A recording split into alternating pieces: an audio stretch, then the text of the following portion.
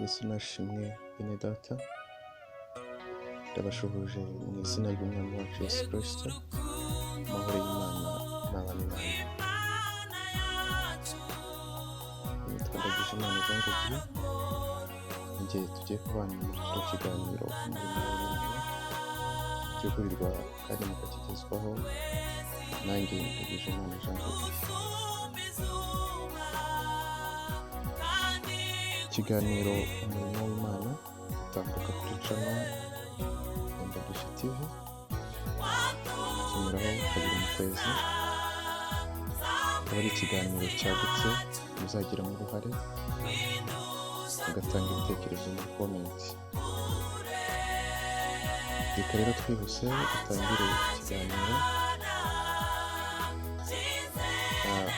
Umurimo w'Imana ni iki? Abantu benshi bibaza ku murimo w'Imana, ubundi umurimo w'Imana ni iki? Umurimo w'Imana ni igikorwa umuntu ari we wese akora kugira ngo izina ry'Imana rihabwe icyubahiro. Umurimo w'Imana uragutse, ni munini cyane, kuko wavuga buri kimwe, ariko tuzabibona muri kino kiganiro. Tuzagenda turebera hamwe buri kimwe kigize umurimo w'Imana. Uyu munsi turaganira ku bice bitatu. Turaganira ku murimo w'Imana muri rusange, turaganira ku gice cyo gufasha, igice cyo gusenga, n'igice cyo kubaha bagenzi bawe kugira ngo izina ry'Imana rihabwe icyubahiro, bikaba umurimo w'Imana.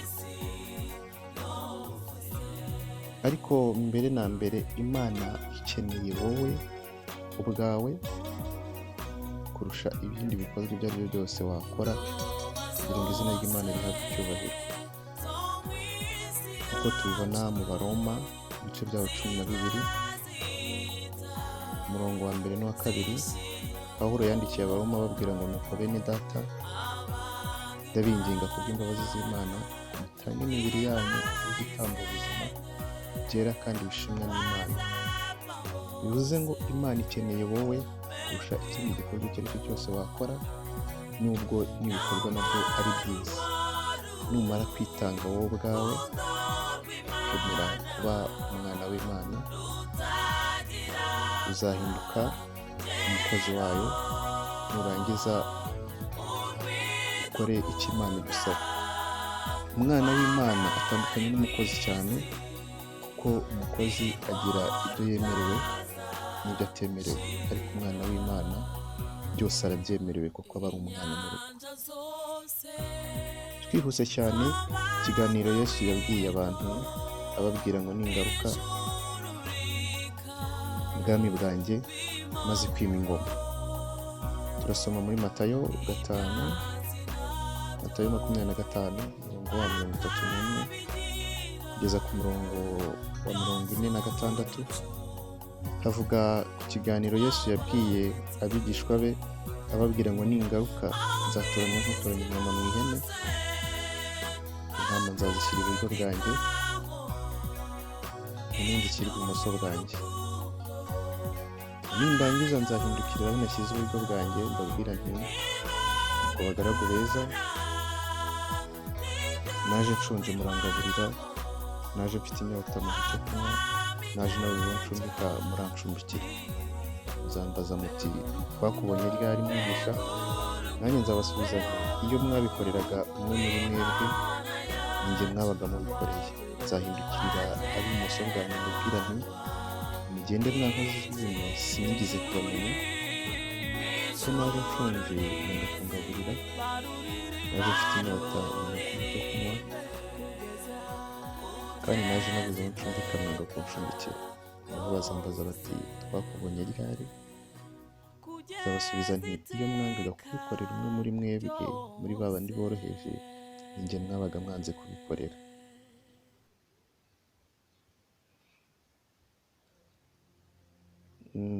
Mu gice cyo gufasha no mu gice cyo gusenga no kuramya no guhimbaza Imana, ni ibice bisa naho byuzuzanya.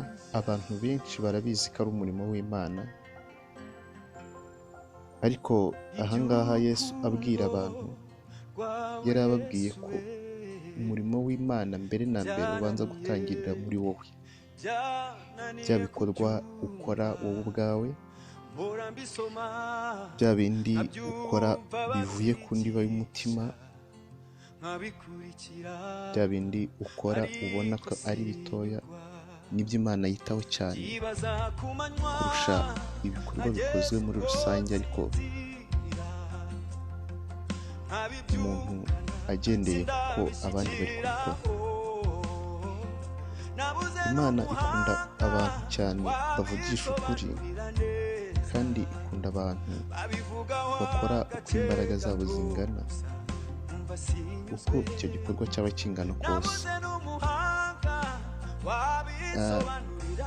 Tugendeye ku ijambo ry'Imana, Imana yabwiye Gideyoni ati genda uko imbaraga zawe zingana. Byarashobokaga ko yari kumubwira ati ntiwirirwe wirushya niba uri umunyembaraga nkeya, ariko iramubwira ngo genda uko imbaraga zawe zingana, kuko yari ibonye yuko umutima we, ibikorwa agiye gukora biri bwabe bivuye ku ndiba y'umutima we, kandi bizaba ari ibyo guhesha Imana icyubahiro. Biroroshye cyane gukora muri abantu benshi, nyamara mukora ibikorwa byo gusa naho ari ukwigaragaza cyangwa se bitari ukuramya Imana. Ariko gukorera Imana nyako ni igikorwa gikozwe kugira ngo izina ry'Imana rihabwe icyubahiro, nta kindi kintu kigamijwe.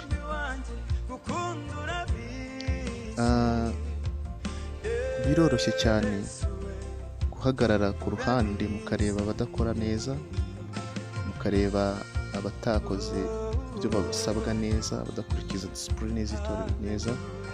Ariko Yesu yabwiye abantu ngo mbere y'uko wowe utokora agatotsi kari mu jisho rya mugenzi wawe, banza utokora umugogo uri mu jisho ryawe. Bivuze ngo amakosa y'abandi biroroha cyane kuyakosora kurusha uko wamusanga ngo umubwire ati ibi wakoze ni amakosa, umukosore. Ntabwo Yesu yabwiye abantu ngo abantu bakosa ntimukabakosore, abantu nibagwa mu makosa ntimukababwire ko baguye mu makosa, ahubwo yababwiye, yongeye kubibutsa ko umuntu nakosa twari mu bugwaneza, mwongere mumwereke inzira agomba kunyuramo. Dukomeze muri kino gice gusenga, Imana ishaka abantu bayisenga mu kuri no mu mwuka. Muri Yohana ibice byaho 4 umurongo wa 24 iravuga ngo Imana ni umwuka kandi ufite ubugingo, nuko n'abayisenga bayisenge mu kuri no mu mwuka. Bivuze ngo Imana ikunda ukuri kurusha ibindi bintu ibyo ari byo byose wakora, kuko iyo wabikoze n'iyo cyaba ari igikorwa kinini cyane, ntacyo cyaba kimaze kitari mu kuri. Genda uko imbaraga zawe zingana. Imana ishaka ko ugendana nawe mu mbaraga zawe nkeya cyangwa nyinshi, uko zaba zingana kose. Si ngombwa ngo wubake urusengero nibwo uzemerwa n'Imana rwiza, cyangwa se ibitaro, cyangwa se ibigo bifasha abantu. Nabyo ntibishobora uzabikore, ariko Imana ikeneye wowe ubwawe n'imbaraga zawe, kandi bikozwe mu kuri no mu mwuka. Niyo mpamvu Yesu yagendaga igihe kinini cyane abwira abantu ko bagomba gukoresha ukuri. Ukuri ni ikintu gikomeye cyane. Ukuri niko byose byubakiyeho. Igihe cyose Yesu yagendaga yongera kwibutsa abantu ko nubwo bari mu murimo w'Imana bagomba gukora ibintu by'ukuri, batagendeye mushobora gukora neza kuko ariko disipurine y'itorero ibasaba, ushobora gukora neza kuko ariko mwigishijwe gukora, ariko ibyo byose bitavuye muri wowe ngo bibe byubakiye ku kuri, ntacyo byakumarira. Pawulo abwira abantu ngo niyo mwatanga ibyanyu byose ndetse mukanitanga ubwanyu ngo mutwikwe, nta rukundo ntacyo byaba bimaze. Yesu abwira abantu ko urukundo ari rwo rusohoza amategeko yose. Ni ryari dukora ibikorwa by'urukundo bivuye ku mutima wacu? Ni ryari dukora igikorwa kugira ngo izina ry'Imana rihabwe icyubahiro? Ni ryari dufasha bagenzi bacu kugira ngo izina ry'Imana rihabwe icyubahiro? Uyu munsi wige kugendana n'Imana mu mbaraga nkeya zawe, igukoreshe icyo ishaka, cyo ubwayo izakugororera.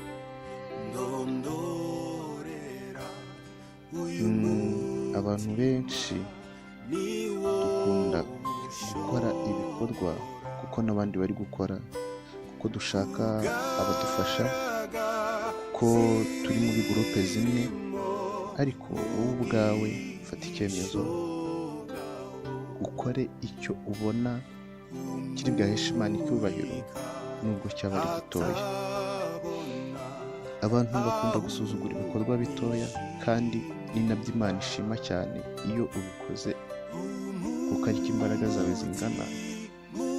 Yesu ku munsi w'isabato, abahereza b'ibitambo, Umusamariya yaraje atura italanto rimwe. Abahereza b'ibitambo baramubaza bati, gutuye makeya? Yesu arababwira ati, uwo nguwo atuye menshi kubarusha, kuko atuye ayo yari atezeho amakiriro. Mwebwe mwatuye ibyabasagutse, ariko we atanze icyo yari atezeho amakiriro. Bivuze ngo Imana ntabwo ikeneye yuko uri bwakore igikorwa kinini cyane kugira ngo ubone ukore umurimo w'Imana. Ushobora kuvuga ati, njyewe sindi umuhanga cyane. Ushobora kuvuga ati, yewe njyewe nta nubwo ndi umunyembaraga. Ariko Imana ntabwo ikeneye byinshi cyane, ahubwo ikeneye wowe ubwawe, ko igikorwa cyawe kiba kibwahesha icyubahiro. Dukomeje turebye ku kubaha abantu mu buryo buhesha Imana icyubahiro, kubaha bagenzi bawe mu buryo buhesha Imana icyubahiro. Ijambo ry'Imana ryo riravuga ngo umukristo ni nk'urwandiko ruri ku mpinga y'umusozi rusomwa n'umuntu wese. Rikongera rikabivuga neza ngo abantu nibabona imirimo yawe bahindukirira Imana, bayihesha icyubahiro. Niyo mpamvu nuramuka wubashye umuntu, abo mubana mu buzima bwa buri munsi, abo mukorana, abo mubana muri sosiyete mu buzima busanzwe, abo ngabo nububaha mu buryo Imana ishaka, ukaberera imbuto nziza, bizaba intangiriro y'umurimo w'Imana muri wowe, ko Imana yakuremeye uzaba uwushoboje. Nyamara iyo umuntu asubizanyije ubugwaneza, ibyo bizana umugisha. Ibikorwa byose uzakorera mugenzi wawe kugira ngo izina ry'Imana rihabwe icyubahiro, birimo kumwubaha, kumufasha, twibuka ko guhesha, gutanga bihesha umugisha kurusha guhabwa. Igihe cyose nukora igikorwa kugira ngo izina ry'Imana rihabwe icyubahiro, kubaha mugenzi wawe kugira ngo izina ry'Imana rihabwe icyubahiro, ibyo byose uzabiboneramo umugisha mwinshi.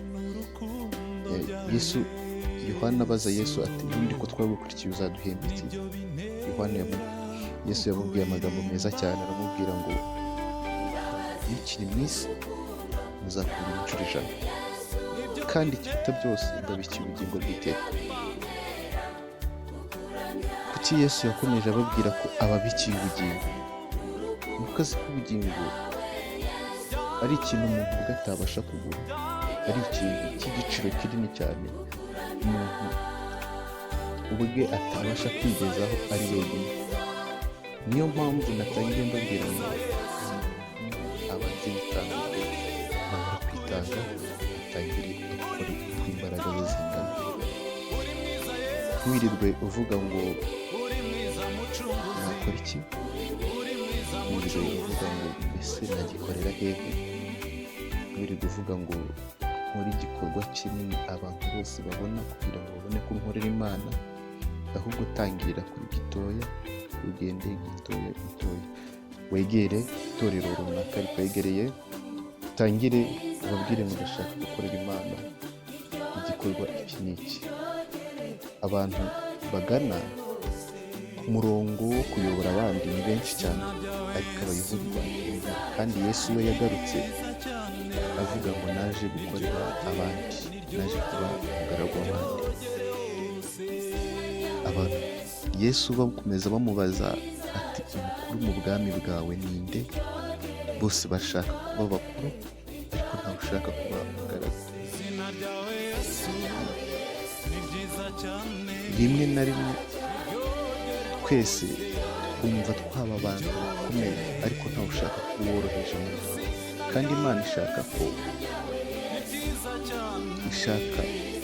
woroheje kugira ngo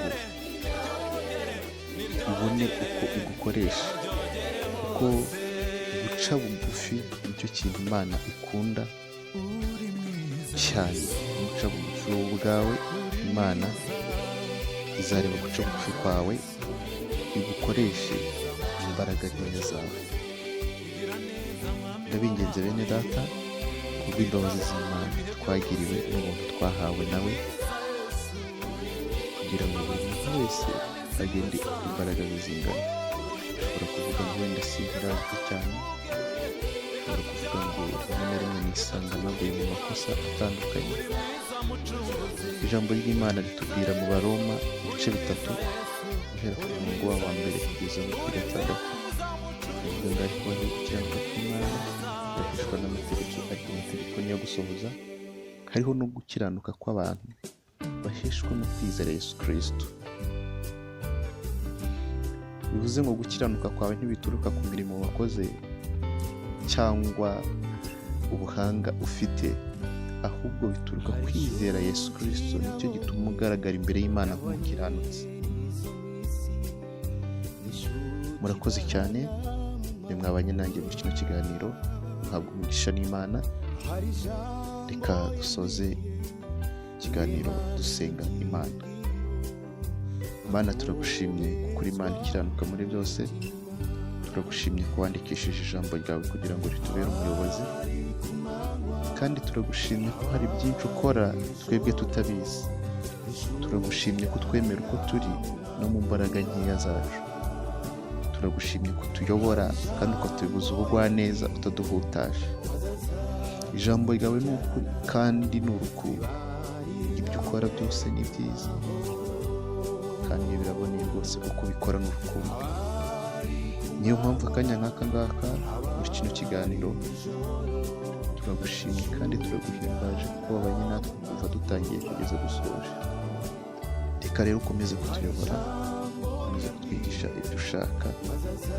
Reka ubushake bwawe bukorere muri kino kiganiro, uhindure benshi kuba abana bawe kurusha kuba barabakozi mu matorero barimo.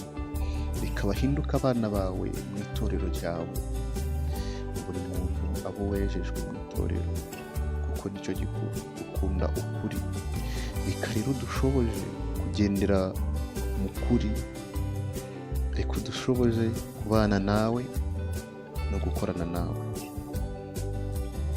Komeza kudushyigikira muri byose.